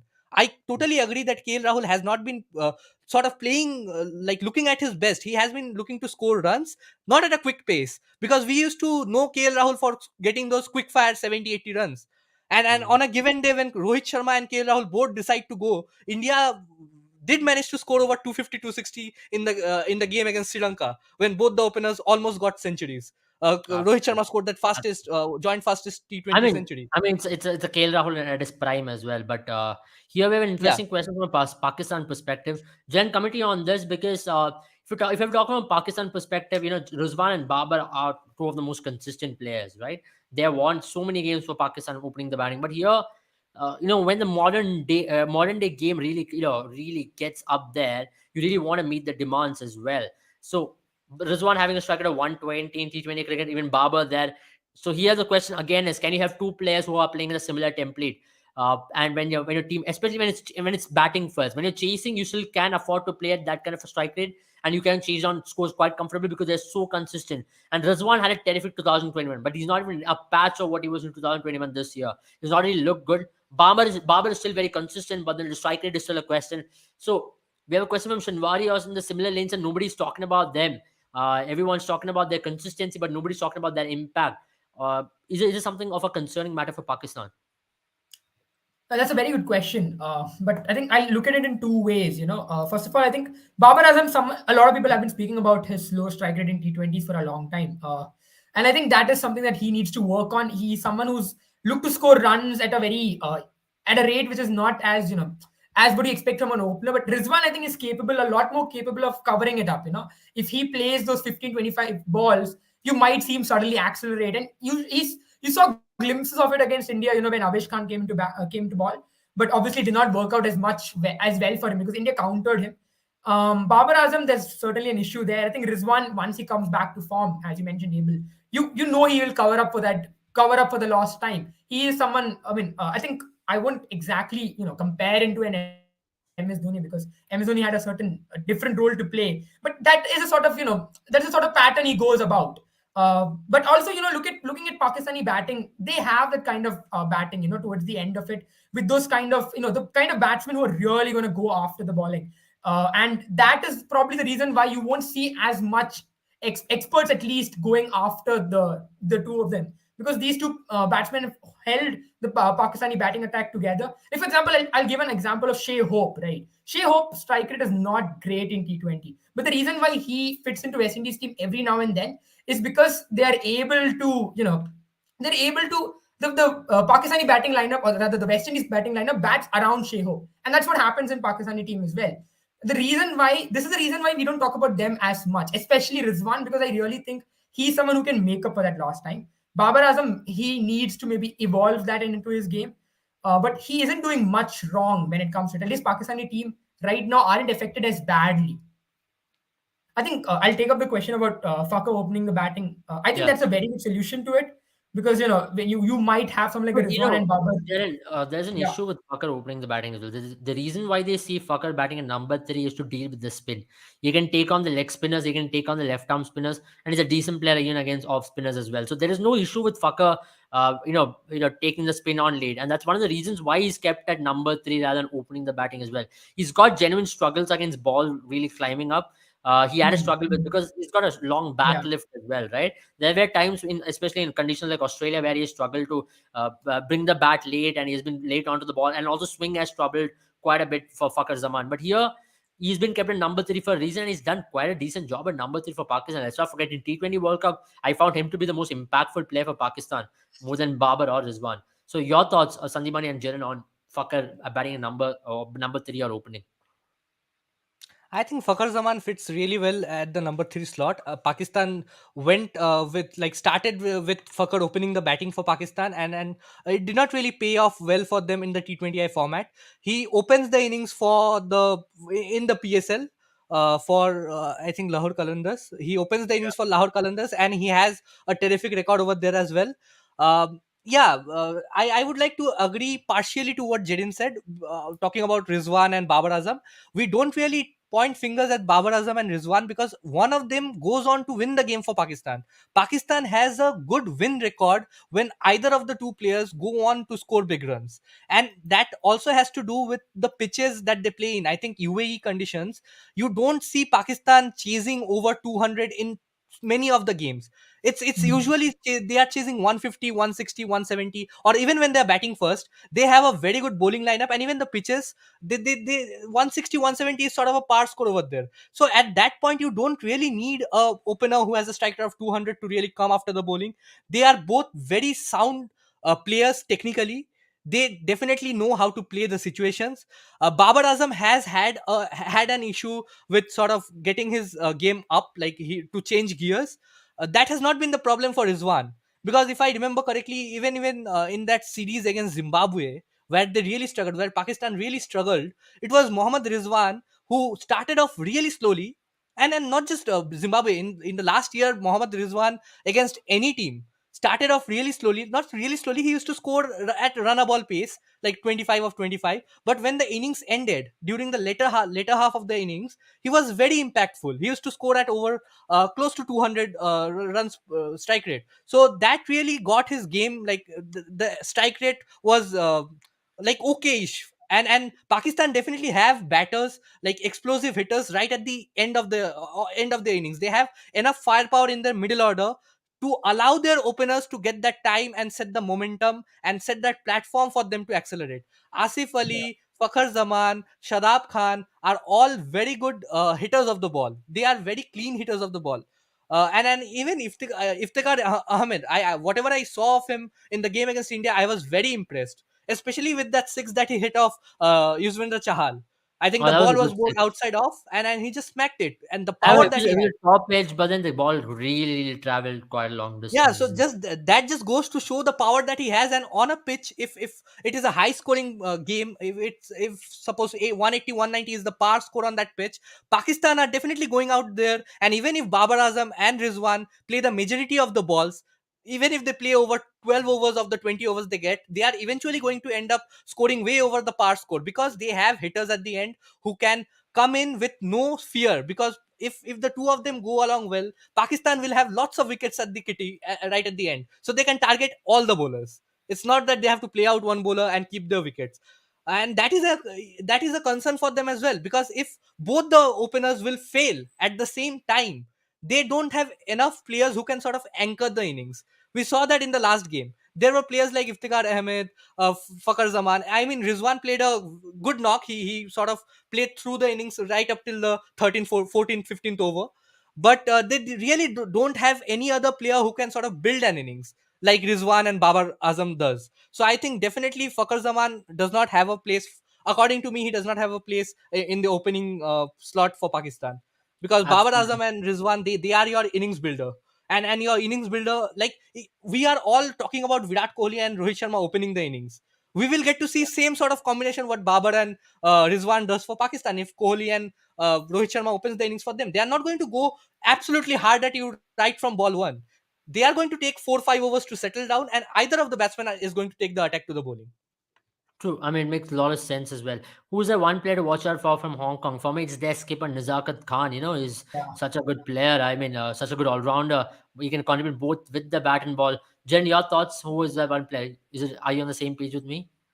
Yeah, Nizakat Khan, I think their skipper, he's been leading them for quite some time. If I'm not wrong, he's originally from Pakistan, right? So there's a bit of Yeah. a flavor added in that scenario as well. And I think they have the spin twins of Ghazafan. I mean, I think it's Ghazanfar and Disaster. Murtaza. Disaster. Yes, I Yeah. think they have been the backbone for them when it comes to the qualifiers. And India's had some struggles with leg spinners and left arm spinners. So it's going to be interesting to see that. I think India will be looking to play them out, or at least it'll be interesting to see how they play against India. The top orders had some issues in the past against both the leg spin and left arm spinner. We know how Rohit Sharma and Kohli struggled a bit against quality leg spin. So it's going to be interesting to see. This Hong Kong team is coming up on a high, and they are a bunch of very exciting lads to watch. And you always want these teams to do well for the betterment of the sport. Absolutely, absolutely. Sanjay, in a game like Hong Kong, should India really take an approach of saying that let's go bang, bang, bang, just demolish and be ruthless? Or, as you mentioned, will India be trying to try a lot of experiments? Because this is the best game to experiment. At the same time, this is also the best game to actually be ruthless as well. No, I think they're going to look at the second prospect of being experimental, because again, the T20 World Cup is coming up, so they are going to try out as many players as they can. I think 2-3 changes are definitely on the cards for tomorrow's game. And definitely Hong Kong team is yeah, you can say they are not like on par with some of the teams, some of the associate nations like Afghanistan or Netherlands or Ireland, but they can spring up a surprise on if all the players turn up to decide to turn up on that given day, then India will have their tasks cut out, especially because I'm more interested in another Pakistan origin player in the form of Babar Hayat. I think Babar Hayat is one of those aggressive players that you definitely need to watch out for.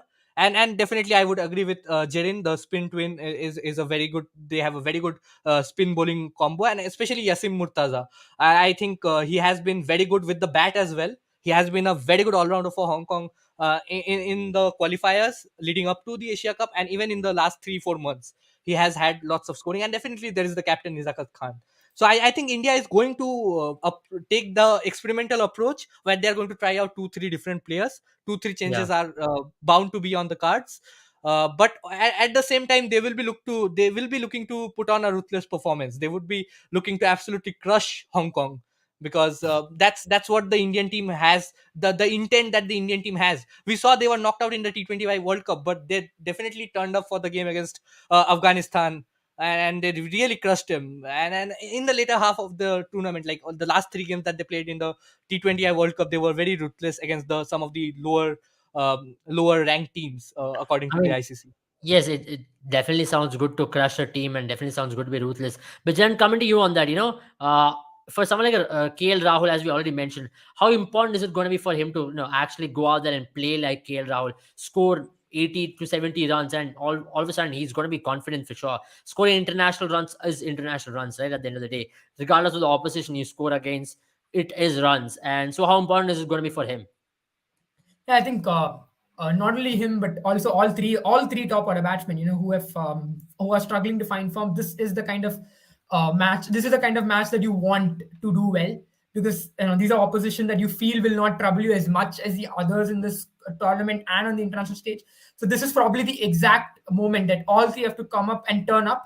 And I would really be, at least the Indian management would be hoping that tomorrow is a game that the top three finishes for them, rather than Yeah. again coming to the middle order. They would expect that the three of them, I mean, with no disrespect to Hong Kong, and I'm not saying this is exactly how it's going to turn up tomorrow, but Indian team would be hoping that the three top players, the top order batsmen who are under scrutiny, will win the match for India and then get some runs under their belt, get some confidence, and come out high for the next the Super Four matches. Absolutely, absolutely. Do you guys watch PSL? Yeah, absolutely. I watch PSL. I like Lahore I think Qalandars. we have been covering PSL very extensively. We have covered each and every game of PSL. We, even though we did not come live, we did it with the fantasy picks and all the other interesting stuff that we have. Yeah, so we do, and I am a huge fan of Lahore Qalandars as well. Not because they won the title, they relate so much to RCB, and they finally won a title, so they were the fan favorites as I well. personally, I am a Multan Sultan fan because I think they were very dominant in this season as well. It was just that finals did not go their way. So Lahore Qalandars really managed to clinch it. But for me, it's Multan Sultans. Well, Yeah, Ash, I absolutely. hope I mean, by the time we meet next time, I have a favorite team as well. I haven't started PSL yet, but I know it's a very exciting brand of cricket that they're playing there, and it's going to be great. It's really great for Pakistani cricket that PSL is coming up the way it has been. yeah, can India try R. Bishnoi? Your thoughts on that, Jaren? Because people talk about having Ravi Bishnoi as a replacement for Yuzvendra Chahal, but then Yuzvendra Chahal and Ravi Bishnoi are two different kind of bowlers, right? Ravi Bishnoi is really good against left-hander compared to any other leg spinners in the world because he has got that angle, he's got that drift which takes the ball away from the left-hander, and also his release points are pretty low as well, right? Which means that it's going to be very tough for the left-handers to actually fetch him and hit him over the long on over square leg as well. Can India actually play two leggies, for example, if Avesh Khan is the one who they want to replace? Uh, it's going to be a difficult No, I choice, don't but think. Firstly, I don't think yeah. Avesh Khan is going to get rested. If they're going to rest a pacer, I think it is going to be Bhuvneshwar Kumar. I think tomorrow's game is going to be very important for Avesh Khan and Arshdeep Singh. And now I'll let Janan take the question. I just felt that. No, I Yeah. mean, for me at least right now, I think Bishnoi is much below the pecking order, even compared to an Ashwin. He's a great prospect for Indian team, but I think he has a long way to go. And I don't know if tomorrow I'll expect him to be playing in the playing 11. I would not. I mean, it won't be something that it doesn't deserve. But in terms of the pecking order, I think R Bishnoi doesn't have a chance this Asia Cup unless something drastically goes wrong. And no, I mean, Yuzvendra Chahal, I don't know if he's a replacement for Yuzvendra Chahal, because he balls a lot more flatter. He's prone to get hit for runs. Of course, he's really good with left-handers, but when it comes to someone like a Yuzvendra Chahal, he's someone who is pretty much irreplaceable. I think if anyone ever comes close to him is a prime Kuldeep Yadav, right? Yeah, absolutely, absolutely. And, Yeah, and having definitely. said that, we are going to be ending our live. We have 1 hour, 50 minutes almost into the live. It's been a long, long, long, long live discussing a lot of points. We had a lot of questions as well. That's one of the reasons why we have pushed the live so much. Guys who are new to the channel, please do subscribe, and I have a huge news for you. Guys, make 5 teams for 5 different games for Asia Cup and be a part of a raffle draw for Boomer 11, and you can win gold coin worth 2 grams. So this is your opportunity to make it count with Boomer 11. Make your team. It's absolutely free of cost to do that, and you can win a gold coin for absolutely free of cost. Testing your skill. All what you have to do is make 5 teams for 5 different matches, and you'll actually be in the spot to be a part of the raffle draw. And if you're lucky enough, you will win it. And also, do not forget to play the contest of Boomer 11. There are so many exciting prizes awaiting you through the course of the Asia Cup, and you can win so many exciting prizes for Premier League as well. If you're a football fan, Premier League, La Liga, UEFA Champions League is starting in a couple of weeks as well. So this is your opportunity to make it count. The link is in the bio. Click on it and download the app right now. And thank you, gentlemen, for joining. It was wonderful interacting with you because we had a lot of perspectives. We had a lot of thoughts on both the games. We did extensive review and preview of both the games. So it's great to do that. As that's the reason why we are 1 hour 50 minutes into the live. Thank you, gentlemen. Have a good night. Yeah. Yeah. Good night, guys. Good Thanks for night, having me. guys.